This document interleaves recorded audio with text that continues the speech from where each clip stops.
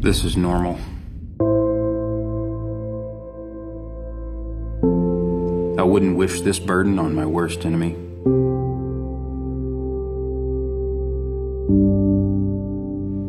Everywhere I turn, some doctor is offering me a prescription. Some good Samaritan is offering me a handout. Both numb the pain, but neither heal it. Where did my purpose go? Where did the man that led his peers go? He used to scream at me every morning to go for a run, work hard at the task at hand, and beat the odds.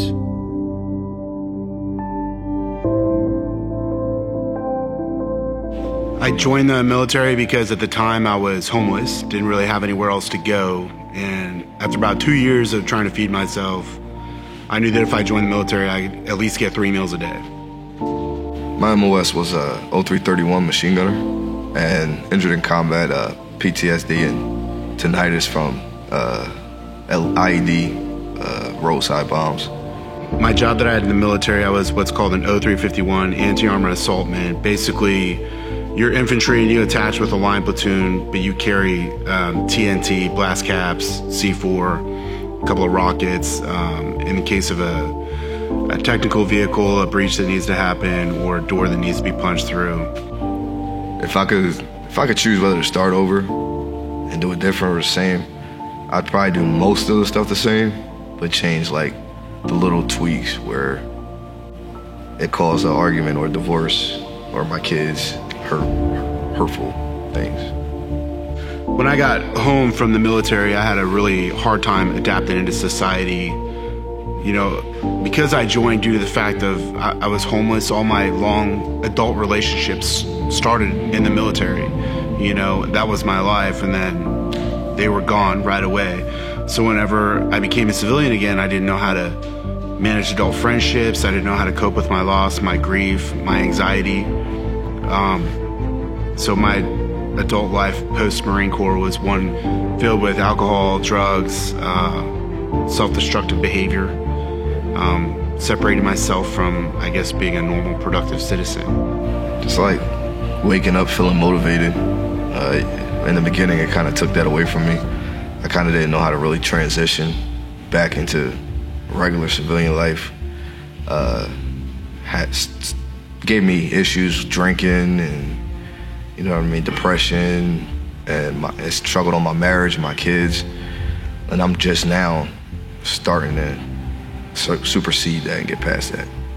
I would follow the exact same course all the way up until when I got out and didn't really get the help that I needed or seek out the relationships that would help me move forward into, you know, becoming a contributing member of society. I found out about We Defy Foundation through a fellow Marine by the name of Chris Blow, who trains here at Sbarro and is somewhat involved in the organization. We've been friends for quite some time, and my stress and anxiety was peaking to the point where, you know, I was chasing my fiance down the hall in the middle of the night. You know, I was having these really bad recurring dreams. One night, I put my foot through the wall, messed my foot up pretty bad, had to go to the emergency room, and then the very next day, Chris reached out and said, I need to come up here no matter what. I just had to come start training. Yes, I did find relief in Brazilian Jiu-Jitsu, because the one thing that it did for me is I come in here and get my ass kicked for multiple hours, and especially here at Sbarro's place. You know, half the people here are vets, and the other ones, some of them are law enforcement, and there's just an accountability attitude that really made me come in here and give my all. So by the time I was done here and on my way home, a lot of the voices and the anxiety were quiet. And I'd go home, take a shower, enjoy my partner, get a full night's rest. It really started to make a difference pretty quickly. I found out about We Defy Foundation by a Marine Corps brother of mine, Ben Krosky.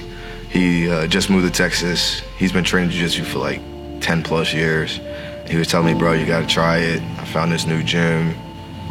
They got this We Defy Foundation, veterans, you know what I mean? So I just moved out here 3 weeks ago from Philadelphia to like start my life over. And this is the first place he took me. Found a lot of relief, a lot of stress reliever. Definitely bonding with people, especially other veterans.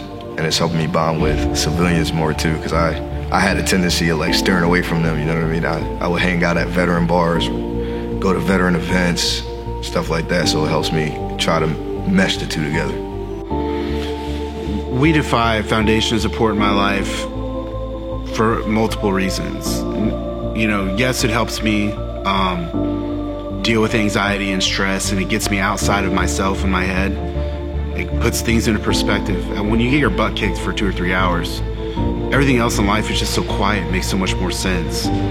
But also, the chance to be a part of an organization that's making a difference in lives and empowering our fellow veterans is very important to me. Vets, we're not broken machines. We're people just like you are. We just, we joined up, we fought for the country, now we're back trying to move on with our lives. We don't need to be treated with kid gloves. We just want the same opportunities that everyone else wants. There is so much importance to what We Defy is doing on multiple levels. Yes, jiu-jitsu is fantastic. Yes, it's great for personal and professional development, and it's great for empowerment.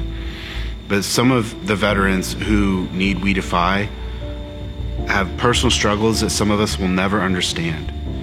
And for them to be around a group of people who are supportive, but also don't treat them with kid gloves, they treat them like a regular person, it is so empowering for them that I think that some of us would struggle to understand how important it is. My hero, that's a ridiculous question, no.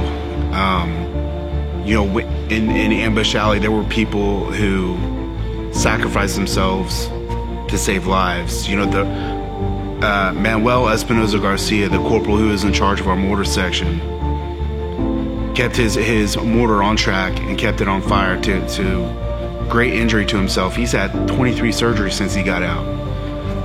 He's a hero.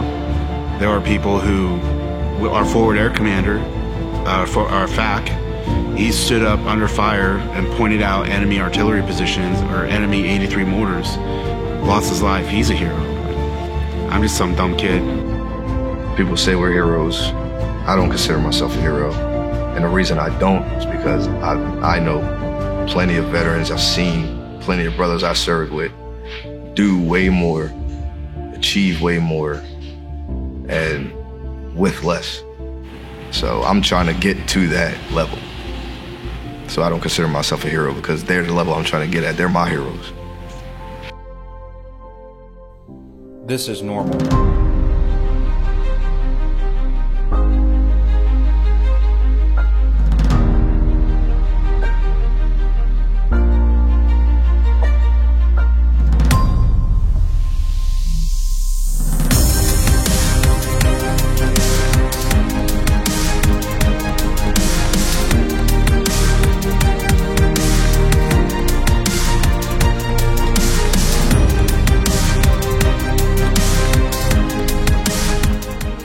Pride in success, the humility in defeat.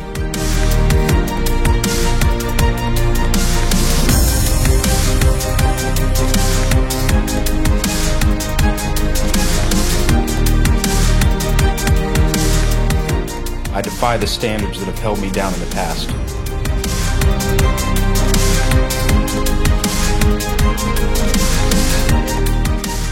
We are accountable to our coaches, our families, and to our peers.